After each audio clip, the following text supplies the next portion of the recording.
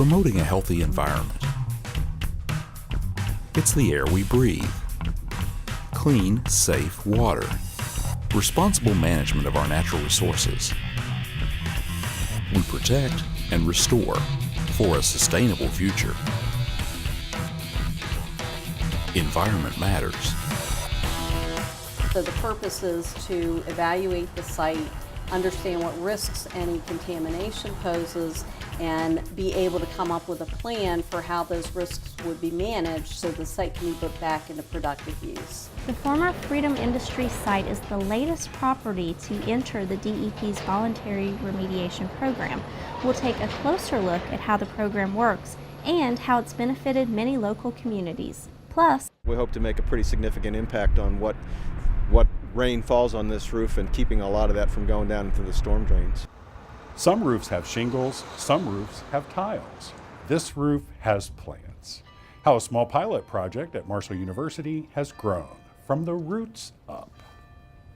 Hello everyone, and welcome to another edition of Environment Matters. I'm Greg Adolfson. and I'm Kelly Gillenwater. A voluntary remediation agreement has been finalized between the West Virginia Department of Environmental Protection and the restructuring team for the bankrupt Freedom Industries to clean up the site of a January 2014 chemical spill.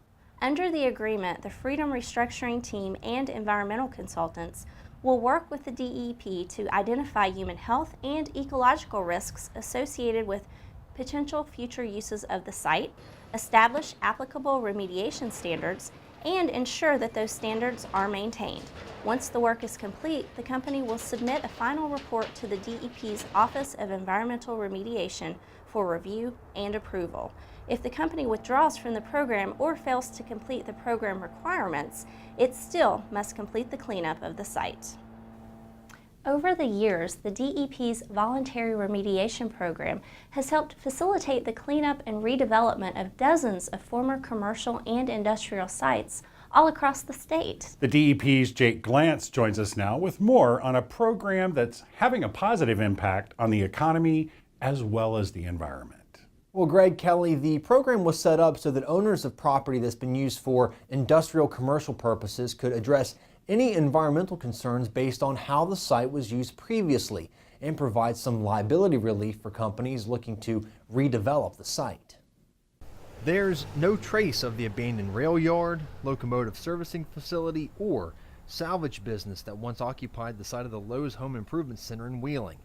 The site received its certification of completion in 2004, and the store opened in December of 2005.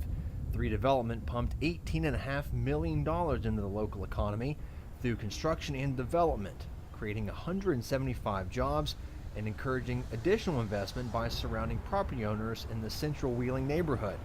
And that's just one example. We have communities all over the state that are able to take advantage of this program. Even if they themselves don't take on a project, they're able to coordinate with businesses that are interested in coming into the state and looking at properties that we have available. So we have properties from the northern panhandle, eastern panhandle, and all throughout the state down through the southern part of the state that have gone through the program and successfully evaluated their site and been able to have a new party come in that was interested in redeveloping it. While the Wheeling Lowe's project was completed in just 6 months, most projects are done in stages and take 3 to 4 years or longer to complete. Each project has its own set of challenges, often stemming from their use as industrial sites dating back 100 years or more. But potential developers can also benefit from that history. It's a positive thing because the infrastructure is in place from the previous industries that were there. So you have your utilities, your roads, some have railroad access, and to already have that in place and be able to use it is an advantage. And by reusing these properties, developers also don't have to use previously undeveloped green space, helping preserve West Virginia's natural beauty. We have all kinds of uses for sites. We have industrial sites that have remained industrial or become a commercial property. We even have some old agricultural properties such as former orchard sites in the Eastern Panhandle that are now residential properties. One of them has a school built on it. So you can see that you can take any sort of former use that could have caused an environmental problem and be able to look at the site, and depending on how you want to use it, that's how you make sure you're cleaning the site up enough for that type of use. As for the Freedom Industries site, this is actually the second time that property has been through the voluntary remediation program. The site actually went through the voluntary remediation program previously under Pennzoil Quaker State, and they received a certificate of completion in 2004 to address the use of the site as a petroleum bulk storage facility. After the spill occurred at the Freedom site, of course, there's contamination now on the site with MCHM and other chemicals that were used and stored by Freedom Industries.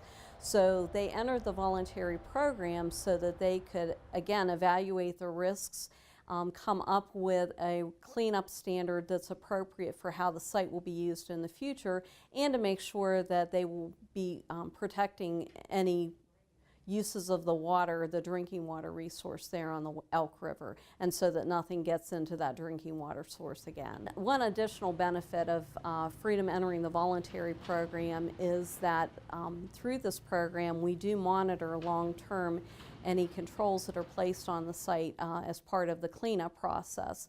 So the agency will have the ability to ensure in the future that those controls remain in place and be able to provide assurance that there isn't an effect to the river and to the drinking water source through the future. The voluntary process can also place environmental covenants on those sites even after the cleanup process is completed that can restrict or limit future uses, things like restricting the use of groundwater or taking precautions when excavating the site or requiring that it not be used for residential purposes.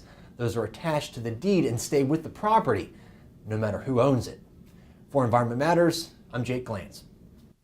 Thanks, Jake. The way DEP will regulate above ground storage tanks in the future has changed, placing the focus on tanks that carry the highest potential threat to our drinking water. Under the new bill, roughly 12,000 tanks would be regulated under the DEP program, instead of the nearly 50,000 that were registered under last year's bill. Of those 50,000, the DEP considers a little over 10%, about 5,300 tanks, to be level 1, the highest risk to public health and the environment. Those tanks are located either within zones of critical concern, which are areas near public water intakes, contain hazardous substances regardless of location, or have a capacity of 50,000 gallons or more regardless of the tank's location or contents. Between 5,000 and 7,000 above-ground storage tanks are designated as level 2 by the bill. Those are tanks of moderate risk. The new legislation focuses resources on the highest risk tanks by not concentrating on tanks that pose little to no threat to public health or the environment. Rules associated with last year's tank bill will have to be amended to meet the requirements of the new bill. Those are expected to be filed by summer. An update now to a story we've been following for the last few months. Crews from the DEP's Office of Abandoned Mine Lands and contractors with Bridgeport-based Big East LLC continue working to extinguish an underground mine fire in Marion County. Temperatures of the underground fire are hotter than 600 degrees in some areas, heating the rock to the point that workers walking across the excavated material have complained of melting boot soles. Earlier, the flames could be seen coming out of the ground. Workers were able, however, to keep the flames under control by dousing them with water until that section could be excavated and the fire extinguished. No injuries have been reported. The fire is believed to have originated in an abandoned mine known as the Coon No. 1 mine, and is believed to have been burning for years. The problem became apparent when smoke became widely visible last fall. The DEP is also working with the Division of Highways to improve traffic flow in the area. Traffic on US 250 in Whitehall is down to one lane while crews work to dig down to the burning coal seam. This is just one of several projects that come under the umbrella of the Office of Abandoned Mine Lands. Roughly 60 projects totaling more than $32 million were completed last year. The DEP's Office of Abandoned Mine Lands was created in 1981 to protect public health, safety, and property from past coal mining practices and enhance the environment through the reclamation and restoration of affected land and water. In addition to mine fires, the office handles things like abandoned mining-related structures, high walls and portals, coal refuse piles, acid mine drainage, and impoundments. When you think of spring break, what comes to mind? Florida? The Gulf Coast? How about Alderson, West Virginia? Well, for one group of college students, that was the destination. And the message? Environmental stewardship. The DEP's Tom Aloise explains. The closest thing you'll find to sand and surf here is powdered cocoa and the water from a spray bottle on this enviroscape that these Hamilton College students are using to demonstrate how stormwater runoff can pick up pollutants and carry them to our streams and rivers.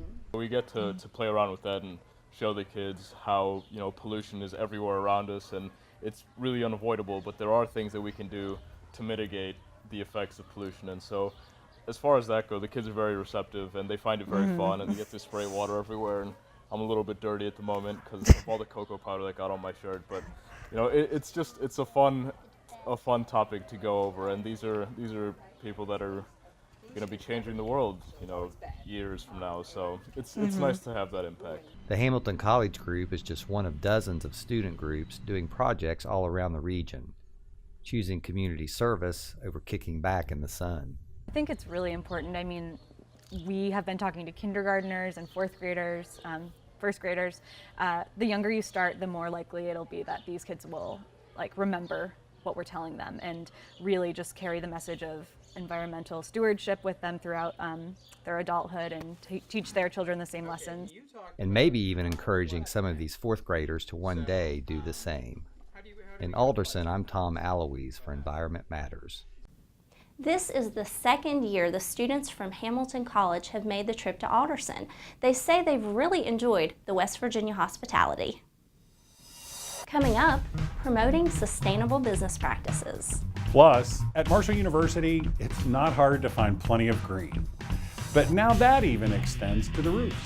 Those stories and more when Environment Matters continue. And April 26th was the start of Air Quality Awareness Week. Nearly every day, each one of us contributes a little to air pollution without even realizing it. As we head to the break, here are some quick tips you can do so that we can all breathe a little easier. We'll be back in a moment. It starts with a cleaner commute. And the easiest way to do that is to share a ride by taking part in a carpool. Not only will it reduce the amount of pollution by reducing the number of cars on the highway, it will save you money too. Using mass transit, where available, is another good option. If your work schedule allows it, alter your schedule to avoid the morning and evening rush hour. Driving in lighter traffic will allow you to drive more efficiently, with fewer starts and stops. And for the ultimate in savings, see if your employer allows telecommuting. Avoiding the drive into work, even for just a few days a month, can make a big difference. When you do drive, try to combine all your errands into one trip and avoid unnecessary idling when not in traffic. Places like drive-through lines at banks and fast food restaurants, and while waiting to pick up passengers.